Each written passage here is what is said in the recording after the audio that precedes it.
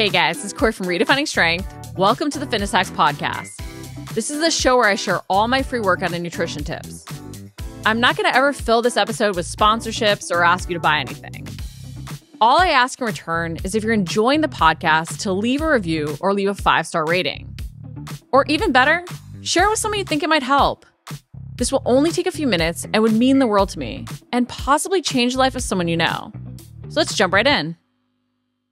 It's just not the right time. Many of us have felt that way when we're about to start a new program. We think it's not the right time to get started. But what if the not right time is actually the right time to start? And hear me out with this, because I think often we keep ourselves stuck in this yo-yo dieting cycle because we only start things at the right time. We wait for that Monday, that January, the time where we're really motivated, where we feel like we have a clean slate. And then we make all these different habit changes and we can sustain them for, a certain amount of time. We might even see results during that time. But then life, which it loves to do, gets in the way. We come up with some challenge, our priorities shift, it's busy at work, family life, has more demands, but something comes up where all of a sudden this perfect time, this right time to start is no longer the right time. But we've been willpowering our way through as is, and then we wonder why we don't have discipline. And it's because we've been willpowering our way through during a perfect time to maintain these habits. And so the second it's no longer perfect, the second there's other priorities, the second there's other challenges, all of a sudden the things we were doing and willpowering our way through, we just can't keep willpowering our way through. And we haven't built discipline because we haven't truly ingrained lasting habit changes, because we only created habit changes based on this perfect time. So ultimately what happens? We fall off our plan. We can't maintain those habits and we don't know how to do the minimum because we never learned how to handle the not right times. I see clients get the best results when they truly start a program, the coaching program specifically, when it's not the right time, when they're about to go on vacation, when they have a whole bunch of stress at work.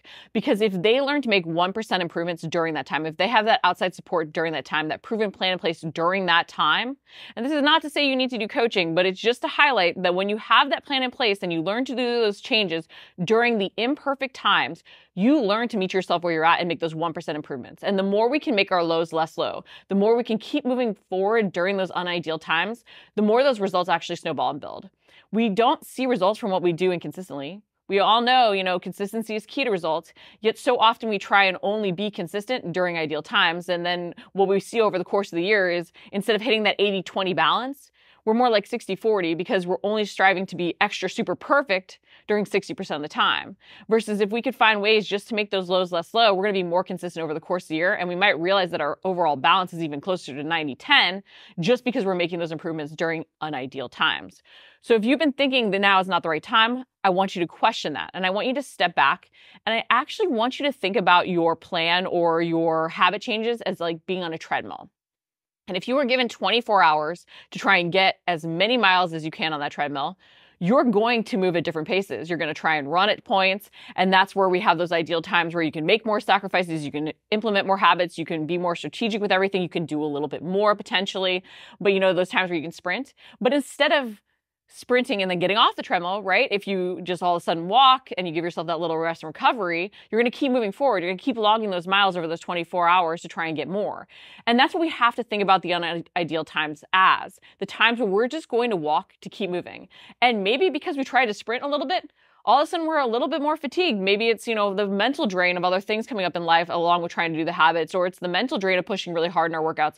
So we have to back off. And yeah, maybe we're walking at 1.0 on the treadmill, but we're still moving forward. We're still getting those extra miles. So we're going to be a lot further ahead. And we have to think about it this way, because if we're thinking about it as just even this 24-hour, span on the treadmill that we're trying to get as many miles, that 24-hour span is really the year. And the more you can keep moving forward every single day of the year, even if some days are slower and some days are faster, the more at the end of that year, you're going to have accumulated and snowball those results. Because as you keep moving, you're moving forward. That's the thing. Like if you're not doing anything, you're literally standing still. Not only are you keeping yourself stuck in that spot, but we have to remember our body doesn't like change. So when we go into a 12-week period where we want to see results, and we're thinking, well, it's only 10 pounds. I should see great progress. You can lose 1 pound per week.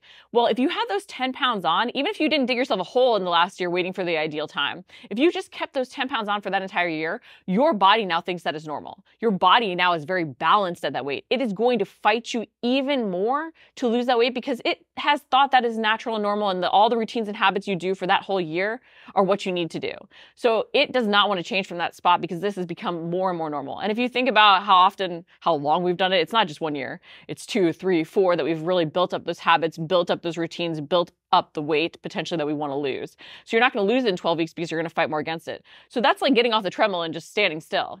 You're not logging any miles whatsoever. Better to move on the treadmill at the slowest of slow paces and keep moving forward, even if it feels kind of ridiculous. But that's how we have to see our habit changes and our perspective of not the right time. If it's not the right time, it is the exact right time to start, because the more you can learn to do something during that time, walk at the slowest of slow paces, the more miles you're going to accumulate over that span and the further along you're going to be.